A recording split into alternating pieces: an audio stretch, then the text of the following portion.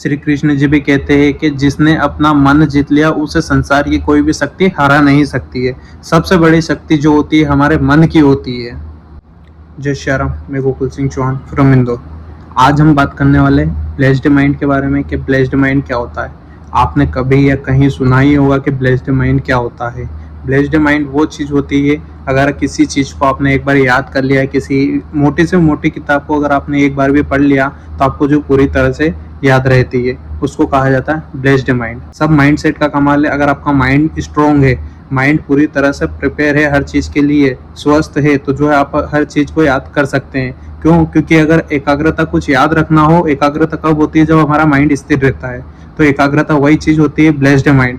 और ये जिस इंसान के पास होता है वो काफ़ी अट्रैक्टिव होता है हर फील्ड में। किसी भी, अगर आप कहीं जॉब के लिए इंटरव्यू देने जा रहे हैं, ठीक है, जो फील्ड में जा रहे हैं, बिजनेस फील्ड में जा रहा है, स्कूल में स्टडी कर रहे हैं, कॉलेज में स्टडी कर रहे हैं, किसी भी फील्ड में अगर आप होंगे और आपका माइंड अगर वीक होगा, आप कोई भी चीज़ को याद नहीं रख पाएंगे, तो आपकी कहीं भी किसी भी फील्ड में कोई ज़रूरत नहीं है। हर फील्ड में याद रखने की बहुत ज़्यादा ज़रूरत पड़ती है। किसी भी फील्ड में आप चले जाएं, अगर आप स्टूडेंट है तो भी आपको ज़रूरत पड़ती है, आप कहीं प्राइवेट जॉब कर रहे हैं तो भी ज़रूरत पड़ती है, या किसी आप ऑफिस वर्क में काम कर रहे हैं तो भी आपको ब्लेस्ड माइंड की ज़रूरत पड़ती है। क्योंकि कोई भी चीज़ याद रखने के लिए हमें ब्लेस्ड माइंड की ज़रूरत पड़ती है। ठीक है, इसी के साथ जो होते हैं हमारे माइंड जो होते हैं 3 प्रकार के होते हैं।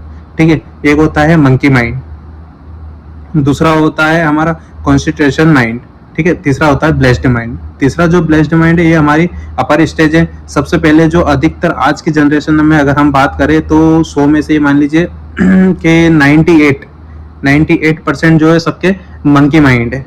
जो कि क्या है, एक डाली से दूसरी डाली पे जैसे मंकी जाते रहता है, उसी प्रकार जो सबका दिमाग भी थोड़ी देर में ये ख्वाब में, थोड़ी देर में दूसरे ख्यालों में इधर उधर जो है घूमता ही रहता है। तो इसको कहा जाता है मंकी माइंड, जो एक डाल से दूसरी डाल पे घूमते रहता है। ठीक है, जिसके बाद में आता है कॉन्सेंट्रेशन माइंड, जो रहता है थोड़ा ध्यान, थोड़ी एकाग्रता रखता है।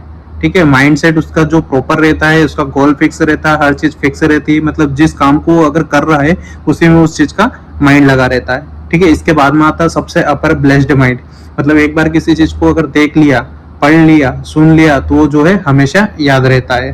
ठीक है, अब ये चीज कब होगी, ब्लेस्ड माइंड आपका कब बनेगा मंकी माइंड से, कब आप ऊपर जाएंगे, सेकंड स्टेप में आएंगे, जब आपका माइंड पूरा प्रिपेयर होगा, माइंड पूरा रिलैक्स होगा। अब आप कहेंगे माइंड रिलैक्स के लिए हम प्रॉपर सोते हैं, नींद लेते हैं। जी नहीं, अगर आप सोने से अगर आपके माइंड को प्रिपेयर कर रहे हैं तो उससे नहीं होता। माइंड जो प्रिपेयर होता है वो एकाग्रता से होता है, ध्यान से होता है। ठीक है, क्योंकि जब आप सोते हैं तो माइंड आपसे जैसे दिन में वो जिस तरीके से काम करता है उससे डबल स्पीड में रात को भी काम करता है। ठीक है, अगर माइंड ने ऐसा इशारा कर दिया भैया सांस नहीं लेना है तो सांस वहीं पर खत्म हो जाएगी, इसलिए डबल स्पीड में जो है रात में काम करता है। तो आपको माइंड स्ट्रोंग करने के लिए कुछ चीजें हैं जो मैं प्रिपेयर करूंगा कि आप ये चीजें करें, जिससे आपका माइंड इतना शक्तिशाली हो जाएगा, जिसको आप एक बार देख लेंगे या पढ़ लेंगे तो वो चीज आप जो है कभी नहीं भूलेंगे। ठीक है, इसी के साथ में जो माइंड प्रिपेयर करने के लिए सबसे जरूरी चीज जो है हमारे माइंड को प्रिपेयर रखना। जिसने अपनी इंद्रियों पर कंट्रोल कर लिया, जिसने अपने माइंड पर कंट्रोल कर लिया, जिसने अपने सांसों पर कंट्रोल कर लिया, वो व्यक्ति हर फील्ड में अपर है। उसका कोई हाथ नहीं पकड़ सकता, उसका कोई तोड़ नहीं कर सकता। सांसों पर जिसने कंट्रोल किया वो अपने माइंड पर कंट्रोल कर सकता है, जिसने अपने माइंड पर कंट्रोल किया वो अपनी इंद्रियों पर कंट्रोल कर सकता है। क्योंकि जो कुछ भी होता है हमारी इंद्रियों के कारण ही होता है। नेगेटिविटी हमारी इंद्रियों से आती है। ठीक है, नेगेटिव थॉट्स, हमारा माइंड इधर उधर होना, मंकी माइंड बनना, ये भी जो हमारी इंद्रियों के कारण ही होता है। तो आप जितना हो अपनी इंद्रियों पर कंट्रोल कर लेंगे। सबसे पहले तो आप अपनी सांसों पर कंट्रोल कीजिए। सांसों पर जैसे ही कंट्रोल होगा आपका माइंड सेट फिक्स होगा। माइंड सेट कंट्रोल, अगर आपका माइंड कंट्रोल में हो गया, आपने अपनी इंद्रियों पर कंट्रोल कर लिया, तो ये मेरी गारंटी है कि 10 से 15 दिन मात्र ये करके देखिए आप। 10 से 15 दिन में अगर इसका कोई फर्क आपको दिखे तो इसका रिजल्ट ये समझना आप काफी हद तक जो है काफी अच्छे रास्ते पर जा रहे हैं। इसके लिए सिर्फ इतना ही है कि आप एकांत का ज्यादा इस्तेमाल कीजिए।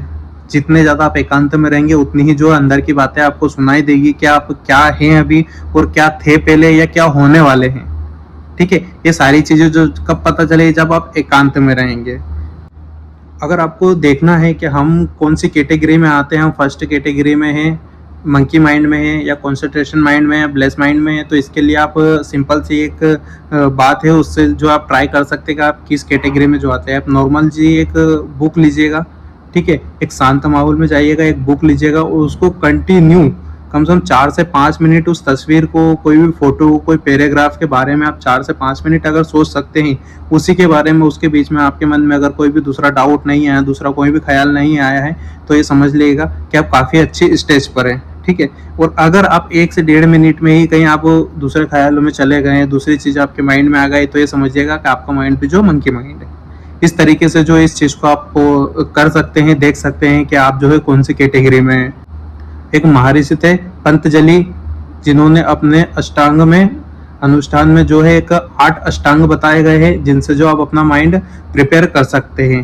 पहला आता है यम, ठीक है। दूसरा नियम, साधना, आसन, प्राणायाम, प्रहार, धारणा और समाधि। ये 8 अष्टांग जो है उन्होंने अपने अष्टांग में बताए गए हैं कि जिनसे जो आप अपना माइंड पूरी तरह से प्रिपेयर कर सकते हैं।